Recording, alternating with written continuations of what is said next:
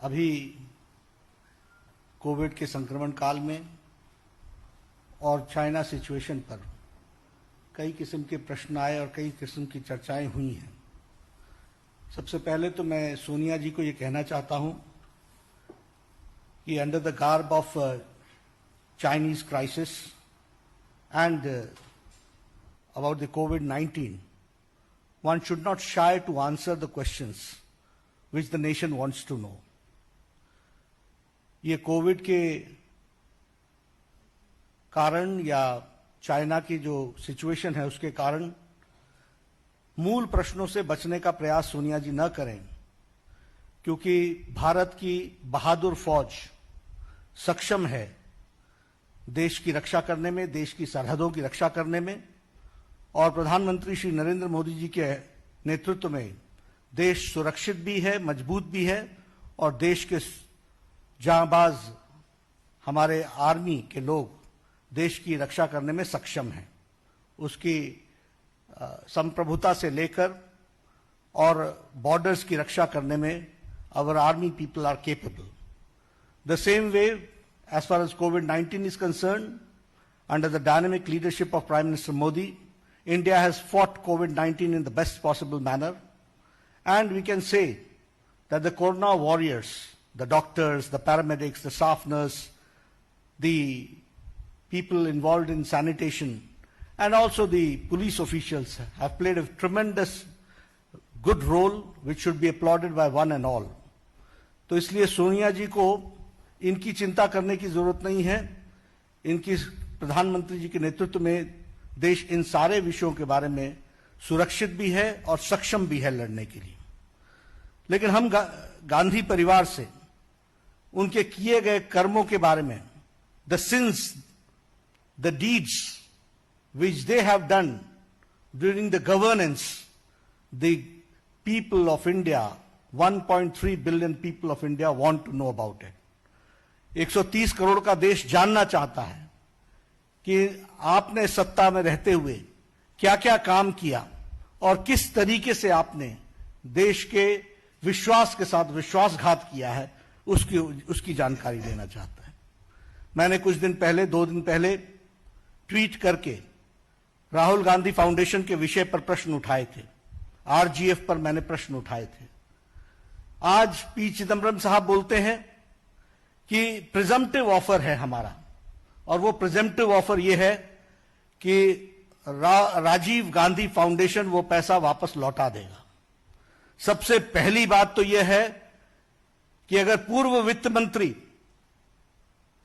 जो खुद बेल पर हो, हम समझ सकते हैं व्हाट आर द क्रेडेंशियल्स, लेकिन उसके द्वारा यह स्वीकारना होगा, इट इज एन एक्सेप्टेंस कि देश के अहित में राजीव गांधी फाउंडेशन ने फंड्स भी लिए और उन फंड्स को नैतिकता के आधार पर जो नहीं लेना चाहिए था, जो नियमों के अनुसार नहीं लेना चाहिए था, वह लेने का प्रयास हुआ है। और इस परिवार का हम सब जानते हैं एक ही तरीका है, authority without responsibility. Speak whatever you like about anybody, whenever and wherever you wish, and you are not there to answer the questions which the nation wants to know. Here I am asking from Sonia Gandhi ji, 10 questions today, 10 questions I am asking. And the nation wants to know, the country wants to know, the country fellowman wants to know that what is the answer which she can give. First question is, that countries like China has donated through Chinese embassy to Rajiv Gandhi Foundation from 2005 to 2009. आज सुबह मुझे बताया गया कि एक ही बार लिया है। It is a continuous flow of money from Rajiv Gandhi Foundation, from Communist Party of China, from the Chinese government through Chinese embassy. Not only this, the tax havens of Luxembourg donated Rajiv Gandhi Foundation every year between 2006 to 2009. Now you can understand, Luxembourg, the tax havens, जहां हवाला में हवाला होता है, ऐसी जगह से Rajiv Gandhi foundation को पैसा मिलना, यह किस बात को इंगित करता है? The same way, NGOs and companies who had deep commercial interests, they have donated money to Rajiv Gandhi Foundation. देश जानना चाहता है, first of all, it's a shame. It's a sacrifice of the national interest by accepting money from foreign powers in personal trust. This is what I would like to say straight and forward. That it is a shame sacrificing the national interest by accepting money from foreign powers in personal trust. And the country wants to know what conspired between Rajiv Gandhi Foundation and the government of Chinese embassy, government of China. This is the first question which I would like to raise. The second question is कि एक बहुत जल्दी थी. There was tremendous hurry to enter into the East Asia FTA, जिसको हमने बाद में RCEP के नाम से जाना, Regional Comprehensive Economic Partnership. What was the haste? What made Kamal Nath to commit that yes, we will be part of this East Asia FTA, in which China was also there? यह प्रश्न देश जानना चाहता है और यहीं पर नहीं रुकता है. पैरेलली जब हमने अपने आप को ईस्ट एशिया एफटीए के साथ इंगेज करना शुरू किया, जिसको 2019 में आरसेप के नाम पर भारत के यशस्वी प्रधानमंत्री मोदी जी ने 15 देश एक तरफ रहने के बावजूद 16वां देश भारत ने अपने आप को अलग किया, यह कहते हुए कि this is not in the interest of farmers, this is not in the interest of MSME sector, this is not in the interest of the laborers, and this is not in the interest of the agriculture. इसको ध्यान में रखते हुए मोदी जी ने इससे अपने आप को अलग किया. लेकिन जब ये इसमें हम इंगेज हो रहे थे, ईस्ट एशिया जो आरसेप के नाम से जाना जाता है, ईस्ट एशिया एफटीए, तो पैरेलली भारत का चाइना के साथ डेफिसिट ट्रेड 2003 में, जो 2004 में 1.1 बिलियन था, वह बढ़कर के 2013-14 में 36.2 बिलियन हो गया. And this was a deep crisis and weakening of the Indian economy done during the UPA regime. Now this second question is, what was the need to be in a hurry to come to engage in RCEP? Number one. Number two, the question is that parallelly, how the India's trade deficit gained, and from 1.1 billion dollars, it reached to 36.2 billion dollars, US dollars. This is what we have to understand. क्या ये quid pro को तो नहीं था? ये कहीं Chinese embassy के द्वारा राजीव गांधी फाउंडेशन को पैसे के कारण ये क्विड प्रो को तो नहीं था. यह भारत की जनता जानना चाहती है. The third question which I would like to say, what is the exact relationship between Indian National Congress and the Communist Party of China? What is the MOU? What is the unsigned MOU and what is the signed MOU? What is the tacit understanding between Congress Party and the Communist Party of China? The country wants to know. And country wants to know the details of the MOU, signed and unsigned. The tacit understanding which has taken place between which takes care of the interest of Chinese or China government through the Indian National Congress. My fourth question is that the Rajiv Gandhi Foundation, RGF, worked in close association with China Association for Internationally Friendly Contact. Rajiv Gandhi Foundation, RGF, ने बहुत closely, बहुत नजदीकी से काम किया Chinese association for internationally friendly contact. और ये जो संगठन है China association for internationally friendly contact, this is a vehicle used by central military commission of China. This is a vehicle used for central military commission of China, which the purpose of this commission is to infiltrate, to influence the voices of the leaders of the other countries. Now I would like to know, what was the role of Rajiv Gandhi Foundation with the friendly contact of China Association of Internationally Friendly?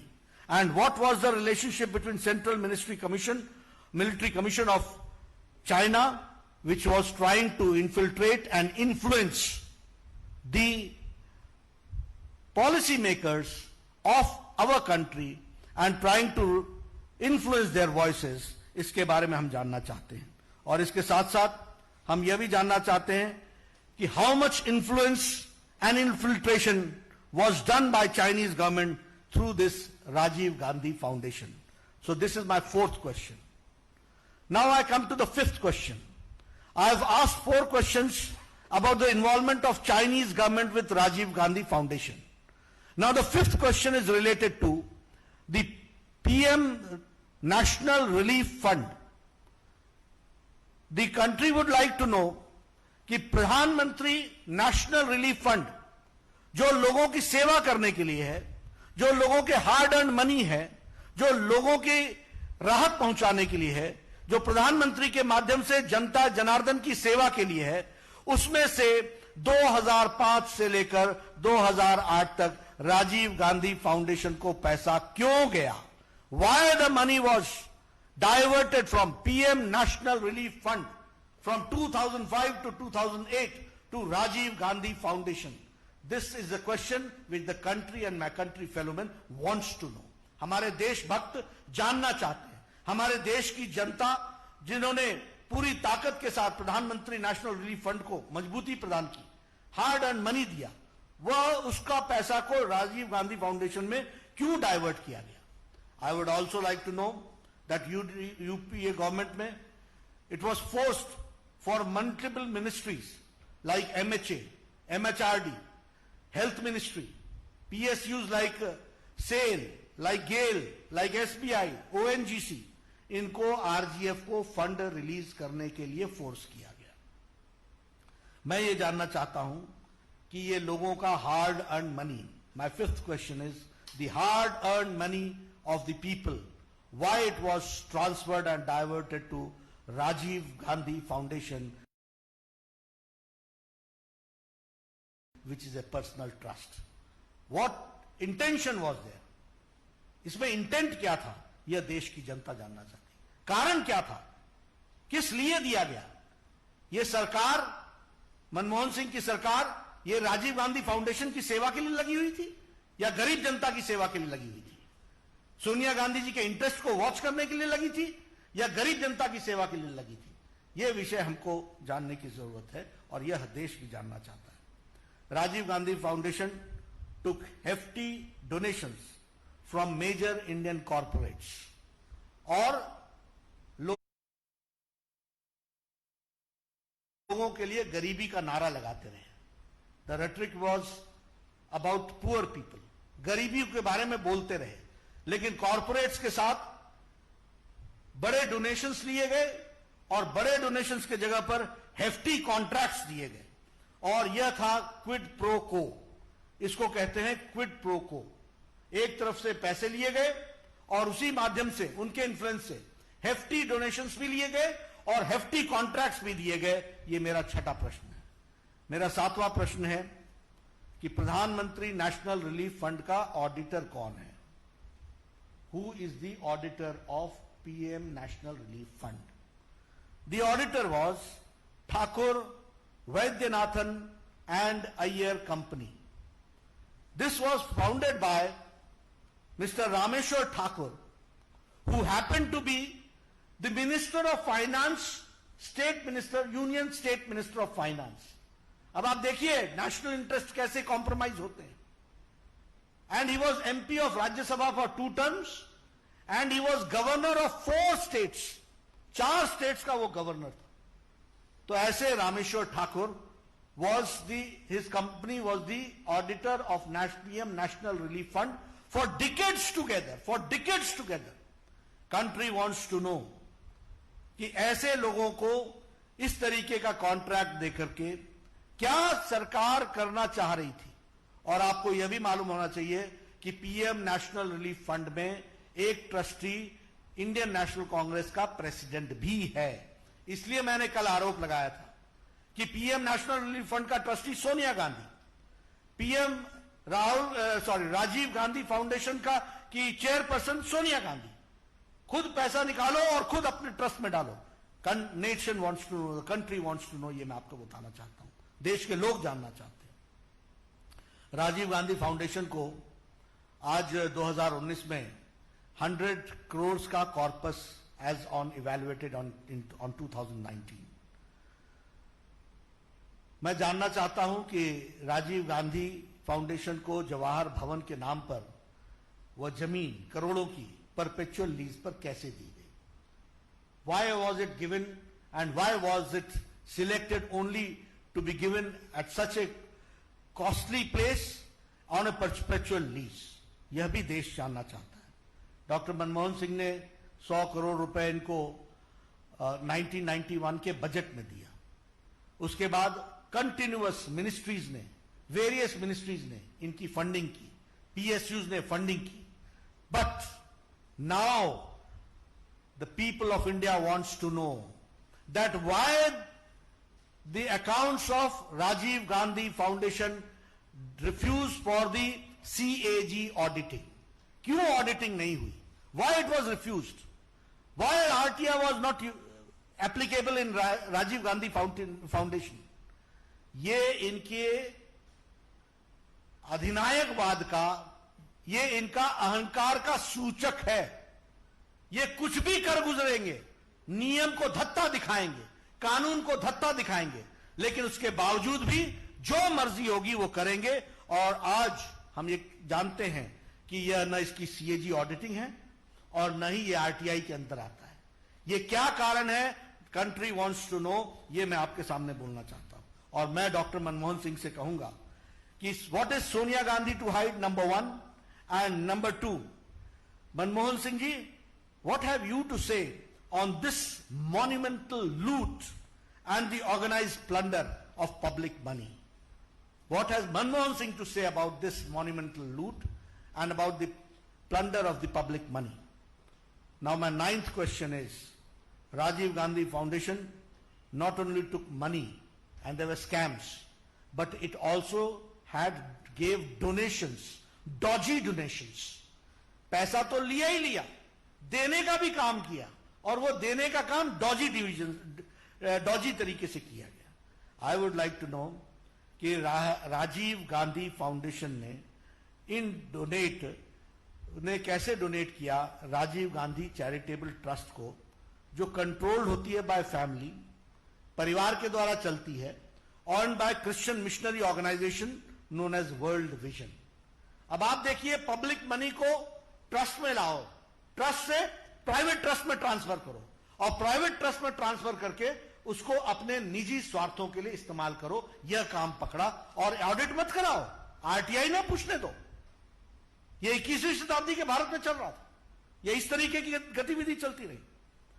Now my 10th and the last question is, आपने बड़ा हल्ला किया, बहुत हल्ला किया मोहिल चोकसी के बारे में। गले फाड़ फाड़ कर मोहिल चोकसी की बात की आपने, जोर जोर से बात की। और ये जो हमारे शहंशाह है, शाही शहंशाह, इन्होंने भद्दे शब्दों का इस्तेमाल करते हुए शब्दों की भी गरिमा नहीं रखी। मैंने उस दिन भी कहा था कि शब्दों के चयन से परिवार के संस्कार का पता चलता है। We come to know about the tradition, about the families tradition, but which type of language they use for honourable prime minister we all know. कैसे शब्द इस्तेमाल किए। लेकिन मैं यहां, मेरा अंतिम प्रश्न, 10वां प्रश्न है कि मोहिल चौकसी से आपने राजीव गांधी फाउंडेशन में पैसा क्यों लिया, और आपने मोहिल चौकसी को लोन क्यों दिया, और यह सब करने के बाद बदनाम करने के लिए हमारे यशस्वी प्रधानमंत्री पर आरोप लगाते हो। देश जानना चाहता है कि मोहिल चौकसी से राजीव गांधी फाउंडेशन का क्या संबंध है, और आपने उसको लोन देने में किस किस प्रकार से मदद की है, यह देश जानना चाहता है। मित्रों, ये हाथी के दांत दिखाने के और हैं और खाने के और हैं। ये राजनीति लंबे समय तक आरोपित करके जिस तरीके से इन्होंने की है, भारत की जनता जाग चुकी है। मोदी जी के नेतृत्व में राजनीति की संस्कृति बदल चुकी है। Congress and corruption are synonym to each other. वह जा चुका है। आज सेवा भाव से भारत का विकास, सबका विश्वास और सबका साथ लेकर के चलने की बात है।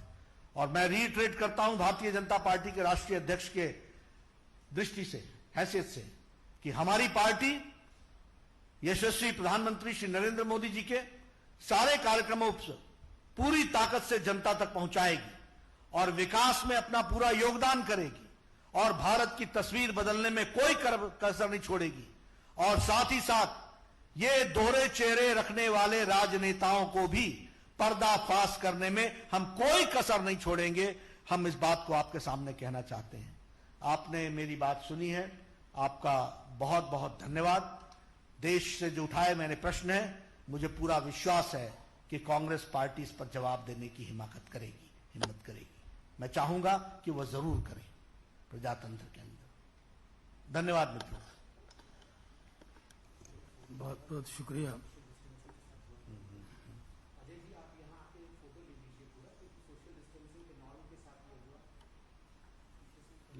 जल्दी से आगे।